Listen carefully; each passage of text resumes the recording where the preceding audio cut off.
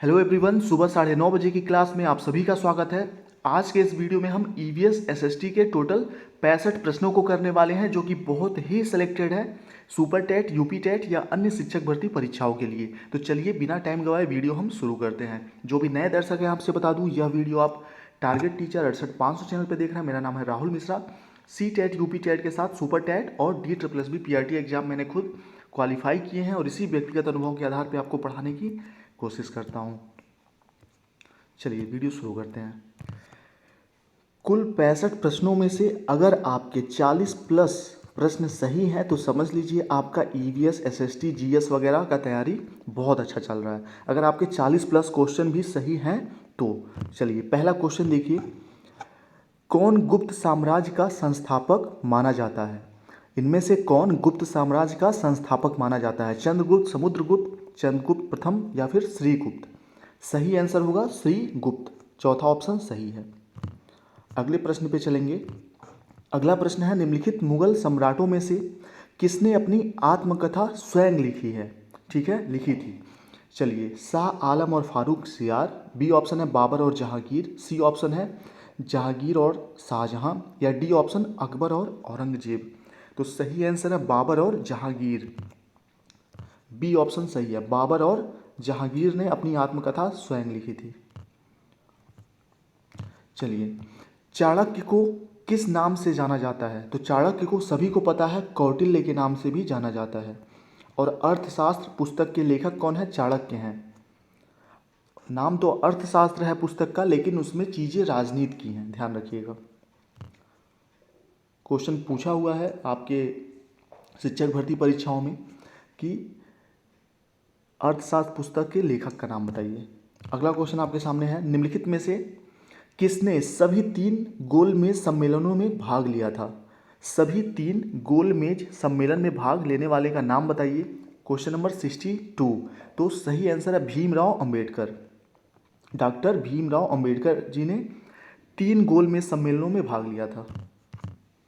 अगला प्रश्न आपके सामने है, 1905 से पहले ब्रिटिश भारत का सबसे बड़ा प्रांत कौन सा था? 1905 से पहले ब्रिटिश भारत का सबसे बड़ा प्रांत कौन सा था जब अंग्रेजों का शासन था भारत पर? क्वेश्चन नंबर 61 का सही आंसर है बंगाल। क्वेश्चन नंबर 60 देखते हैं। यंग इंडिया और हरिजन के संपादक कौन थे? यंग इंडिया और हरिजन के संपादक कौन थे? Question number 60। सही आंसर आप सभी को पता होगा, महात्मा गांधी। हरिजन शब्द भी किन्होंने दिया था? महात्मा गांधी जी ने ही दिया था। अगला क्वेश्चन देखते हैं, बाबर मूल रूप से कहाँ का शासक था? बाबर मूल रूप से कहाँ का शासक था? फरगना, कंधार, तक्षशिला या फिर पंजाब? Question number 59। सही आंसर है फरगना। बाबर जो है मूल रूप से कहाँ का शासक था? फरगना का शासक था। अगला देखते हैं, किसने मुगल साम्राज्य की राजधानी को आगरा से दिल्ली स्थानांतरित किया था? किसने मुगल साम्राज्य की राजधानी को आगरा से दिल्ली स्थानांतरित किया था? Question number 58। सही आंसर है शाहजहां।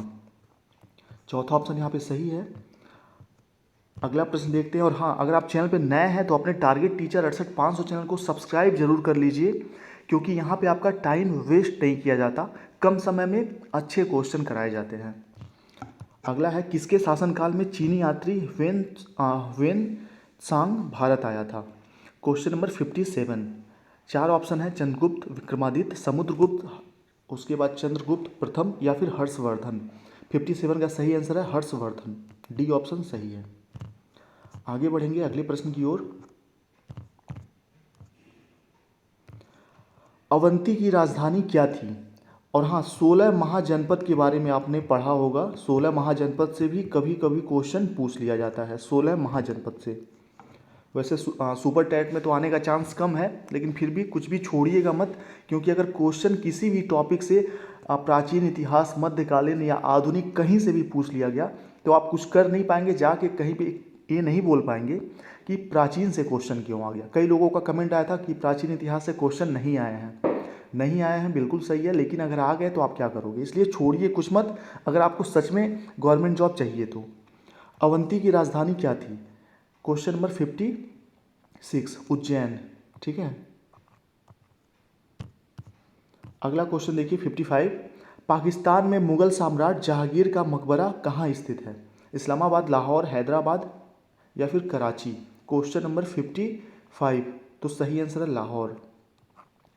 जहांगीर का मकबरा कहाँ है? लाहौर में है। Question number 54। एक जैन ग्रंथ है जिसमें जैन तीर्थंकरों की जीवनी है, विशेष रूप से पार्श्वनाथ और महावीर स्वामी की, वह कौन सा है? 54 कल्पसूत्र। ठीक है, ध्यान रखिएगा। और एक चीज़ और है, क्वेश्चन ऐसे आया हुआ है सेम क्वेश्चन कि कल्पसूत्र सॉरी कि इनमें से जैन ग्रंथ कौन सा है? तो कल्पसूत्र, याद रखिएगा। कल्पसूत्र एक जैन ग्रंथ है जिसमें पार्श्वनाथ और महावीर स्वामी की जीवनी है एक तरह से। ठीक है, चलिए अगला क्वेश्चन आपके सामने। किस वंश ने उत्तर भारत पर 1206 से लेकर 1290 तक शासन किया और कुतुबुद्दीन ऐबक द्वारा स्थापित किया गया था? किस वंश ने उत्तर भारत पर 1206 से 1290 तक शासन किया था? Question number 53। तो गुलाम वंश ने। अगला देखते हैं क्वेश्चन नंबर 52। अंतर्राष्ट्रीय न्यायालय में न्यायाधीश नियुक्त होने वाले प्रथम भारतीय कौन थे? अंतर्राष्ट्रीय न्यायालय में प्रथम न्यायाधीश जो भारतीय मूल के थे, भारत के थे सॉरी। 52। तो सही आंसर हो जाएगा B N Rao. B N Rao, दूसरा ऑप्शन सही है। और एक छोटा सा क्वेश्चन था आप सभी लोगों से, ये सुबह 9:30 बजे वीडियो डेली अपलोड किया जाता है। ठीक है, एक ऑफलाइन वीडियो होता है जो कि सुबह के समय बना लिया जाता है और 9:30 बजे तक अपलोड कर दिया जाता है। मैं आप लोगों से जानना चाहता हूं कि यूपी टेट के लिए और किन किन टॉपिक पे आपको वीडियो चाहिए और किस समय एक लाइव क्लास लिया जाए। शाम के समय बताइएगा, क्योंकि दिन में मैं स्कूल में रहूँगा तो सुबह पॉसिबल नहीं है और शाम के समय 5 बजे के बाद ही पॉसिबल है। तो प्लीज़ रिक्वेस्ट आप सभी लोग कमेंट करके ज़रूर बताइए कि कितने समय शाम को आपको लाइव वीडियो चाहिए या फिर ऑफलाइन वीडियो भी सही है, और सप्ताह में एक दिन मैराथन क्लास लिया जाए संडे को। कमेंट बॉक्स में ज़रूर बताइए। मेरा सुविधा भी थोड़ा ध्यान रखिएगा कि स्कूल वाले टाइम में पॉसिबल नहीं होगा। चलिए, वैसे 5 दिन की छुट्टी है दिवाली की, तो इन 5 दिन में पूरा टाइम आपको दिया जाएगा। 51। संविधान में मौलिक कर्तव्यों को कब सम्मिलित किया गया? Question number 51। संविधान में मौलिक कर्तव्यों को कब शामिल किया गया? 1976 में। ठीक है, 1976 में। अगला प्रश्न है, भारत में आर्थिक नियोजन कब प्रारंभ हुए थे? भारत में आर्थिक नियोजन कब प्रारंभ हुआ था? Question number 50। 1 अप्रैल 1951 को, ध्यान रखिएगा। बी ऑप्शन सही है, 1 अप्रैल 1951। अगला प्रश्न आपके सामने है, भारतीय रेलवे कितने जोन में विस्थापित है? भारतीय रेलवे कितने जोन में विस्थापित है? तो अभी पहले 17 थे, ठीक है, आप सभी लोगों को पता है, लेकिन वर्तमान समय में कुल जोनों की संख्या हो गई है 18 हो गए हैं कुल रेलवे जोन। और 18वां रेलवे जोन कौन सा है? तो दक्षिणी तट रेलवे, ध्यान रखिएगा। और इसका मुख्यालय कहाँ पे है? तो विशाखापत्तनम में होगा। ठीक है, ध्यान रखिएगा। पहले 17 थे, अभी 18 हो गए हैं। और 18वां कौन सा है? चलिए, दक्षिणी तट रेलवे, और विशाखापट्टनम में इसका वो है, क्या बोलते हैं, मुख्यालय। अगला प्रश्न देखेंगे,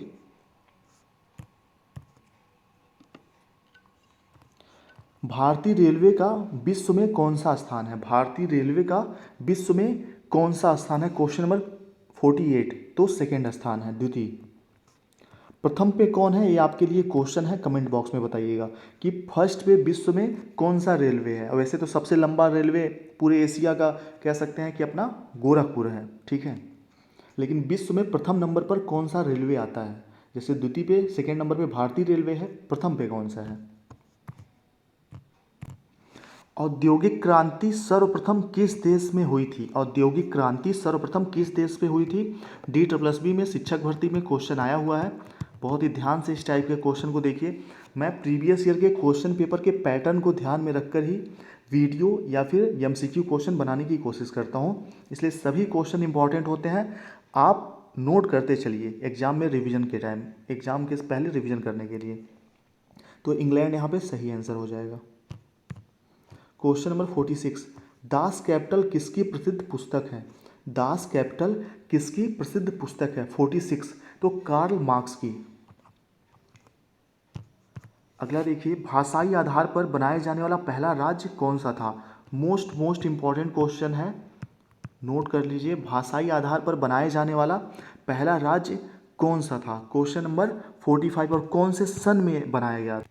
तो 1953 में सबसे पहला राज्य जो था बना था भाषा के आधार पे, आंध्र प्रदेश बना था। चलिए अगला प्रश्न देखते हैं। 1857 के विद्रोह का सर्वाधिक प्रभाव किस राज्य में था? 1857 विद्रोह का सर्वाधिक प्रभाव किस राज्य में था? 44 का सही आंसर हो जाएगा अवध। ठीक है, अवध से नेतृत्व बेगम हजरत महल ने किया था, ये भी इंपॉर्टेंट है।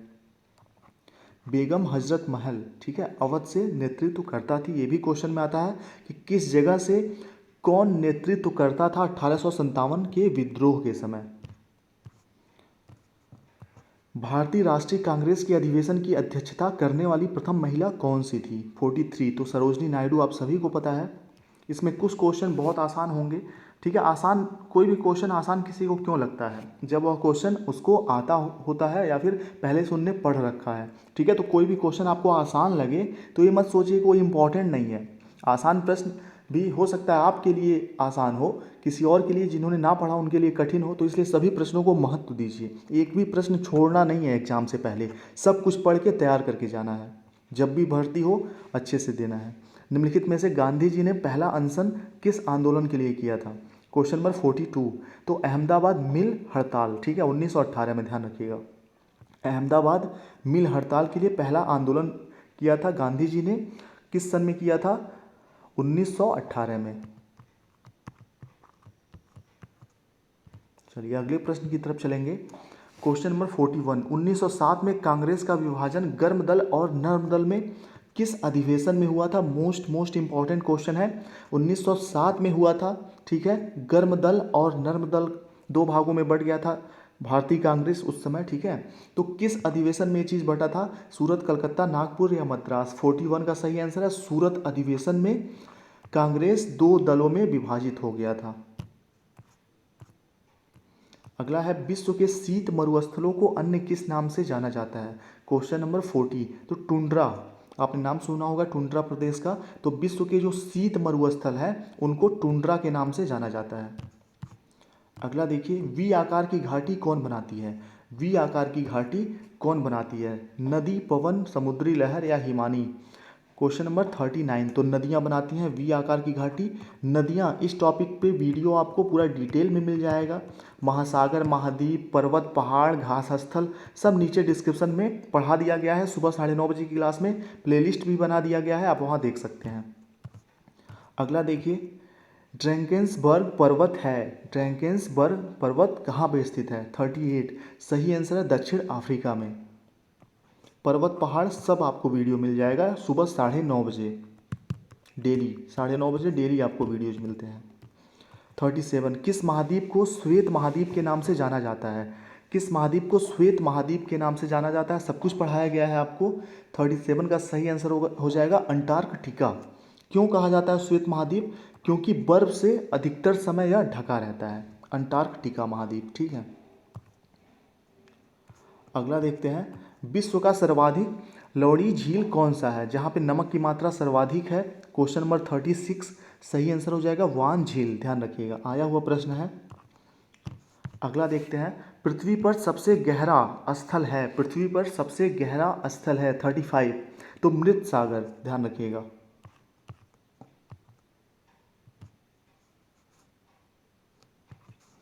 अगला देखते हैं 34, विश्व का सबसे ऊंचा ज्वालामुखी पर्वत कोटोपैक्सी कहाँ स्थित है? विश्व का सबसे ऊंचा ज्वालामुखी पर्वत कोटोपैक्सी कहाँ स्थित है? 34, तो इक्वाडोर में, डी ऑप्शन सही हो जाएगा। अगला प्रश्न देखते हैं, पृथ्वी के भूपर्पटी में कौन सा तत्व प्रचुर मात्रा में पाया जाता है? लौह, क्रोमियम, एल्यूमिनियम या पोटेशियम? पृथ्वी के भूपर्पटी में कौन सा तत्व प्रचुर मात्रा में पाया जाता है? तो 33 का सही आंसर हो जाएगा एल्यूमिनियम, सी ऑप्शन सही है। हर एक टॉपिक से मिक्स क्वेश्चन यहाँ पे आपको मिल रहे हैं और जो भी एमसीक्यू मिलेंगे उसमें मिक्स ही मिलेंगे, लेकिन आगे कोशिश करूँगा कि जब जिस वीडियो में आपको थ्योरी बताई जाती है एक्सप्लेन करके, उसी टॉपिक से रिलेटेड उसी वीडियो में अंत में एमसीक्यू भी करा दिए जाएँ साथ ही में।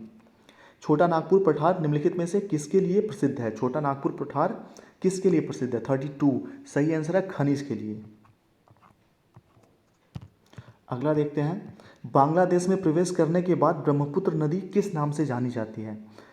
तो जमुना नाम से। सी ऑप्शन सही है, ध्यान रखिएगा, बहुत ही मोस्ट इम्पॉर्टेंट है।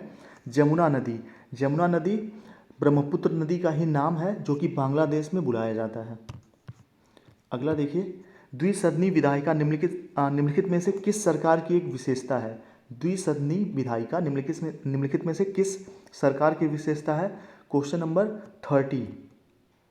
तो संघीय व्यवस्था जहाँ पे होता है, ठीक है, उसकी विशेषता है। सी ऑप्शन सही हो जाएगा। अगला प्रश्न आपके सामने है, महिला आयोग के राष्ट्रीय अध्यक्ष को कौन नियुक्त या नामांकित करता है? महिला आयोग के अध्यक्ष, राष्ट्रीय अध्यक्ष को कौन नियुक्त या नामांकित करता है? क्वेश्चन नंबर 29 का सही आंसर है केंद्र सरकार, ध्यान रखिएगा। आगे देखते हैं, भारत में किसी शहर का पहला नागरिक कौन होता है? भारत में किसी शहर का पहला नागरिक कौन होता है? क्वेश्चन नंबर 28, तो मेयर।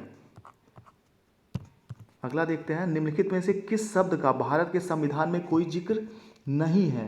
निम्नलिखित में से किस शब्द का भारत के संविधान में कोई जिक्र नहीं है? क्वेश्चन नंबर 27, तो बजट। बजट का कोई भी जिक्र संविधान में नहीं है। आगे बढ़ते हैं, अगला क्वेश्चन देखते हैं, निम्नलिखित अनुच्छेद में से किसके अनुसार भारत के राष्ट्रपति को क्षमा, राहत या छूट देने या किसी अपराध के दोषी व्यक्ति को अपराध से निलंबित, अनुमोदित या यात्रा करने की शक्ति प्रदान है? ठीक है, किस अनुच्छेद के द्वारा? क्वेश्चन नंबर 26, तो सही आंसर हो जाएगा 72। आर्टिकल 72 के द्वारा क्षमादान दे सकते हैं राष्ट्रपति, ठीक है, इंपॉर्टेंट है, याद रखिएगा।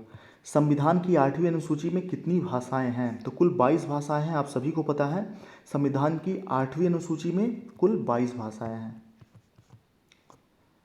अगला देखते हैं, क्वेश्चन नंबर 24, भारतीय संविधान में संशोधन का प्रस्ताव किस देश के संविधान से लिया गया है? संशोधन जो भारतीय संविधान में होता है कौन से देश से लिया गया है? तो दक्षिण अफ्रीका से, याद रखिएगा। अगला प्रश्न है, राष्ट्रपति पूरे देश में या किसी भी हिस्से में अनुच्छेद 352 के तहत राष्ट्रीय आपातकाल किस स्थिति में घोषित कर सकते हैं? क्वेश्चन नंबर 23 का सही आंसर है 1 और 2 दोनों में, ठीक है, वाह्य आक्रमण और सशस्त्र विद्रोह दोनों की स्थिति में।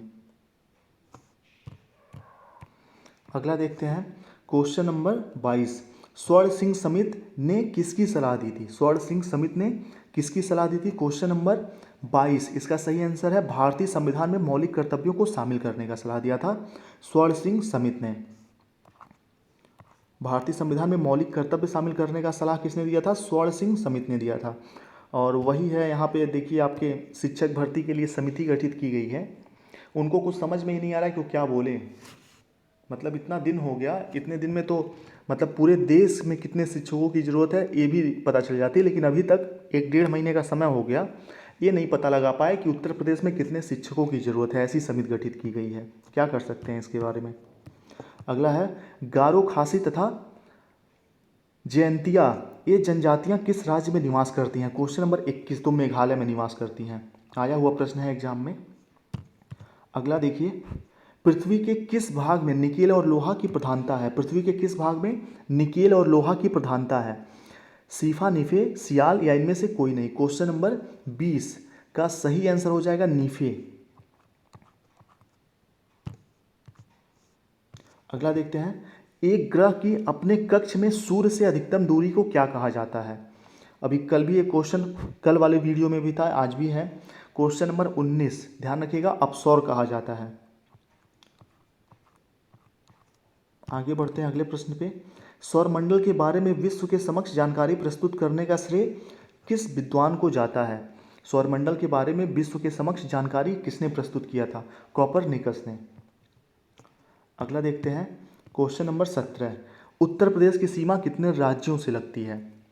तो कुल 8 राज्यों से, उत्तराखंड, हिमाचल प्रदेश, हरियाणा, राजस्थान, मध्य प्रदेश, उसके बाद है छत्तीसगढ़ और अपना झारखंड, बिहार और एक केंद्र शासित प्रदेश दिल्ली, ठीक है, याद रखिएगा। इसको याद करने का ट्रिक है, ट्रिक से भी आप याद कर सकते हैं, तभी याद रहेगा कितने प्रदेश से लगती है सीमा। कोई भी चीज़ ट्रिक के थ्रू आप याद करेंगे जब भी लंबे समय तक याद रहेगी आपको। क्वेश्चन नंबर 16, भारत का एकमात्र सक्रिय ज्वालामुखी निम्नलिखित में से किस स्थान पर है? क्वेश्चन नंबर 16 सही आंसर है बैरन द्वीप। ठीक है, और बैरन द्वीप कहाँ है? अंडमान निकोबार द्वीप समूह में स्थित है। बैरन द्वीप कहाँ है, ये भी क्वेश्चन आ सकता है, तो अंडमान निकोबार द्वीप समूह में। यही एक सक्रिय ज्वालामुखी है एकमात्र। अगला क्वेश्चन है, निम्नलिखित में से मध्य प्रदेश का कौन सा शहर शिप्रा नदी के तट पर बसा हुआ है? निम्नलिखित में से मध्य प्रदेश का कौन सा शहर है जो शिप्रा नदी के तट पर बसा हुआ है? क्वेश्चन नंबर 15 सही आंसर हो जाएगा उज्जैन, जो है शिप्रा नदी के तट पर बसा हुआ है। गुरु शिखर चोटी किस राज्य में स्थित है? 14 सही आंसर है राजस्थान में। अगला प्रश्न देखते हैं, बनिहाल दर्रा भारत के किस राज्य में स्थित है? क्वेश्चन नंबर 13 जम्मू कश्मीर में है। ध्यान रखिएगा, बहुत ही इंपॉर्टेंट प्रश्न है, आजकल के परीक्षाओं में पूछा जा रहा है।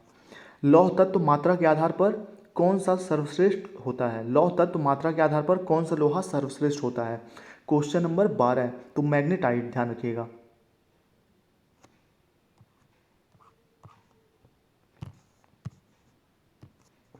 सरवती परियोजना किस राज्य में स्थित है? क्वेश्चन नंबर 11 सरवती परियोजना कर्नाटक में है। ठीक है, ध्यान रखिएगा।